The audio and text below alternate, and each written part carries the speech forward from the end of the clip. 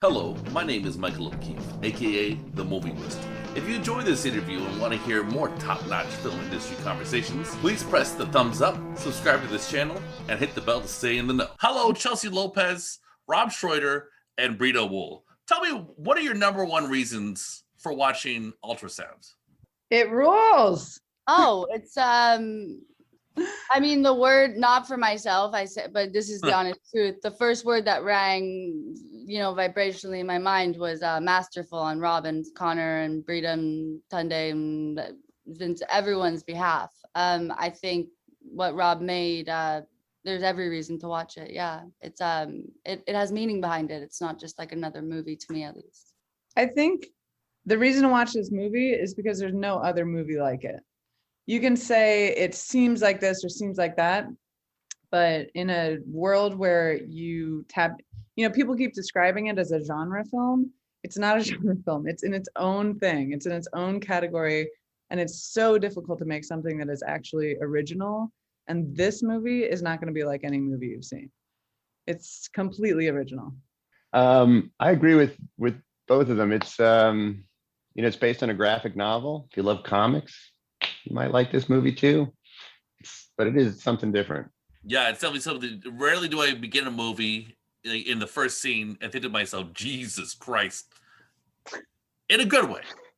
It was really funny.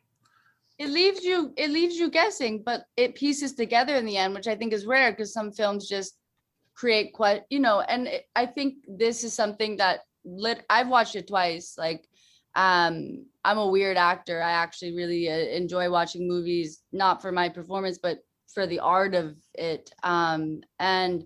The second viewing is completely different than the first viewing. You pick up different things, and it's not often, that I want to watch a movie twice, and I think I'll watch it again just to like understand more about it visually.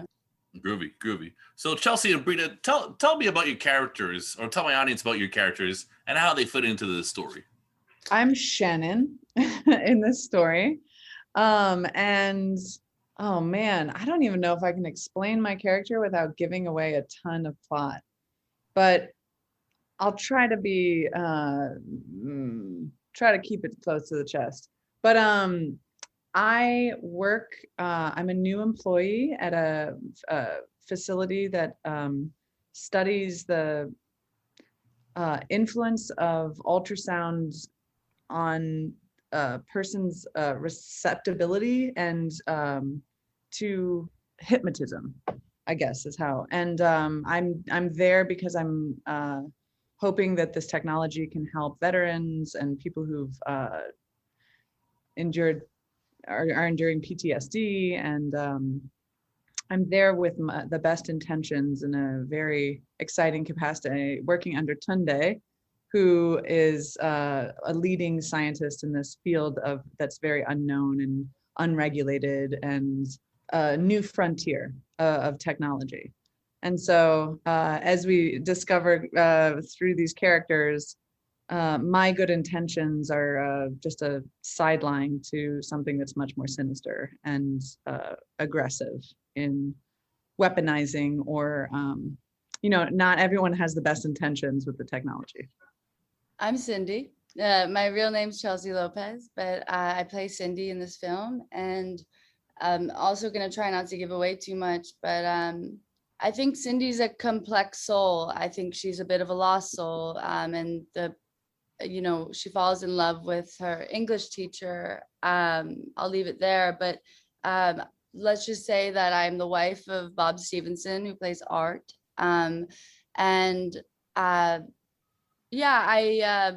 think my character goes on a journey through this film. Like in the beginning, she's I think watching her depressed husband and taking in a lot of energy. And she meets Vincent Kartheiser's character, Glenn. And I believe that, I was just saying in another interview, but he kind of becomes the shining light in this dark home that she's living in. And I think curiosity thrills Cindy in that way, because I don't really see her ever having like left that house. Like she's pretty tethered to the manipulation she's experiencing. And unaware that she's being manipulated, which is kind of the saddest part of it all. But what I loved about Cindy, I can talk on that, is just like, she's got a good heart. She's just a lost soul. And I think there's a lot of lost souls in this universe, and a lot of digging we have to do to find our truth. And I think she kind of digs through these circumstances that Connor and Rob have presented to my character, to find the truth in the end, which is kind of a beautiful journey to experience as an actor playing a character. Groovy. So, Rob, do you feel accomplished at this point of the process of having finished a feature-length film? Yeah, it took a while, and it was a lengthy process. So it does feel like an accomplishment. Nice. And what was it like working with him? Oh, Angel. I mean, Rob and the script supervisor were my best friends the entire experience, like helping guide me, through emotional circumstances, text. And I was just blown away by, I said this on stage too, but Rob was kind of like my Buddha, and he's a really grounding force on set, and really intellectual and very smart and aware, and kind and caring. And I think that makes for an amazing director, because I've, had experiences with different kinds of directors, but there's something about energy on set that ripples, like we were talking about before too, Breeda. Like, like when there's like a bad vibe, it just kind of, you feel it everywhere. Rob was very good at protecting the energy on set, and I think supporting the actors, which is something I was impressed by. Cool. And Rob, what were the biggest learning curves in this project while making it? And what do you think you did the best? This is a pretty small movie, I think. And when you make, whenever you go into something like it's a big idea, but a fit into a small package, you have to make a lot of compromises and sacrifices, and you're constantly, you've got to work with what you've got. So that was a challenge that kind of came up every day, and it was fun to work through. Someone give this man $1 billion, he'll make the best movie ever. Mm-hmm.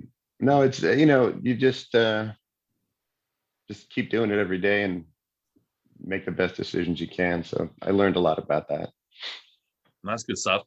Chelsea and Breeda, how did you prepare for your roles? I look at the script, and then I dream up a dream alone in my house. And then I show up on a set where you haven't really, oftentimes there's many people you're working with that you meet on the day in which you're going to do.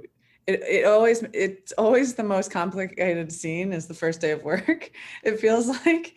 And like you just are sort of thrown off the deep end into the deep end of the pool with whatever you've created. And the stronger your creation before you get there, the easier it is to swim in the deep end, is basically how I prepare for stuff.